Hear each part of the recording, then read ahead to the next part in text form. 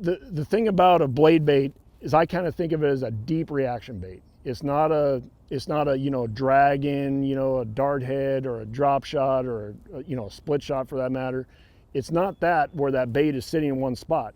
You're moving that bait. So it is kind of like a reaction bait, and that's why I feel like I can get away with a little bit heavier line. I mean, if I go out here in Lintner right now and I start catching them on 14, I'm gonna dig out another rod with 16 on it and see if they'll bite that. Because you know the way it is. The bigger the line, the more chances you have to control those fish, especially these big spotted bass, and get them to the boat fast so they don't come off. But that's a really, really big thing, is don't undersize your line with these style of baits. Now, if I'm throwing an 1/8 ounce, which I don't even own an 1/8 ounce blade bait, that's a different story. I predominantly start with a 1/2 ounce and go up, because I'm usually fishing that deeper, part of the water column. I know guys that do fish blade bait shallow. Personally, me, I got a lot to learn doing that, because if I'm shallow, I want to be throwing a jig or something, a crankbait, a jig, a worm. But I know some guys that have a lot of success throwing blade baits, tailspins in that 15 to 5 foot zone. I just haven't done it. Maybe I'll have to watch some videos and learn how to do it. But as far as deep applications, 1/2 ounce to start with, and then move up if the wind comes up, or wind, your depth of water. If I've got a shoal out here that's in 20 foot and my next spot's in 50, well, that 1/2 ounce is probably not going to be as effective. Simply tie a 3/4 ounce or a 1 ounce on, and you're gonna get down to those fish and catch them. And yeah, I'm about ready to go catch one, go try this. I've never thrown a Daracoop in Lake Lanier before. All right, so over here throwing the tailspin, the Daracoop. I might try the little blade bait here in a little bit, but so just an old drain, and out there at the mouth, noticed a bunch of bait. So hopefully they got some, some fish got some bait pushed in here, and it's basically what we're doing here. I just made a long cast, and I'm just kind of trying to figure out that retrieve.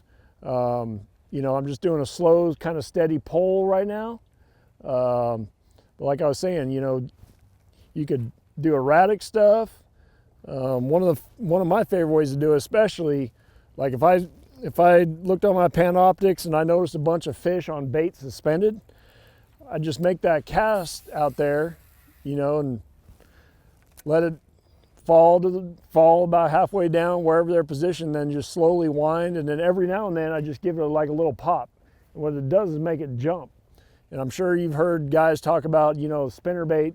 It's the same kind of concept. Even though you're fishing it down, you want to put something irregular, something different into your bait, especially when you feel like you're around one. Just give it like a quick little pop, and it makes that bait jump, and a lot of times they'll run over there and grab it.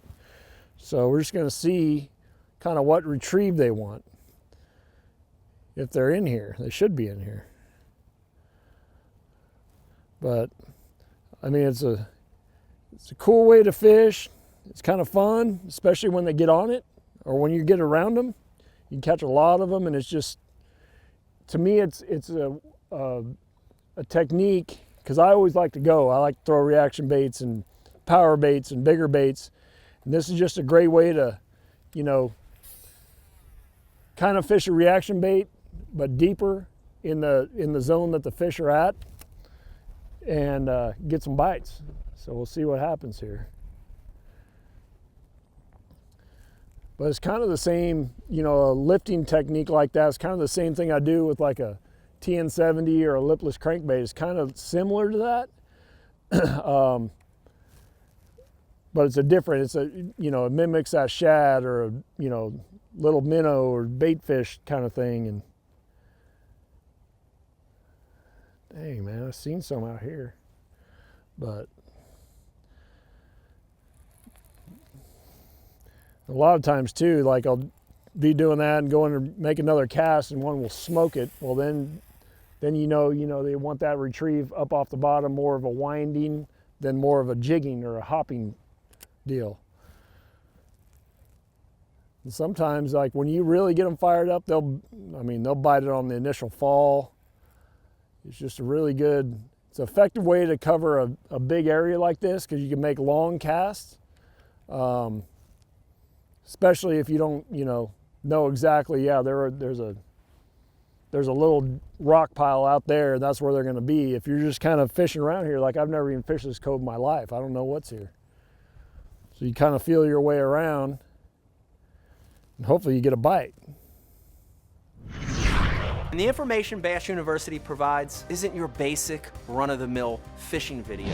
This is specific information from A to Z to help you learn, get to the water, and become a better angler quickly.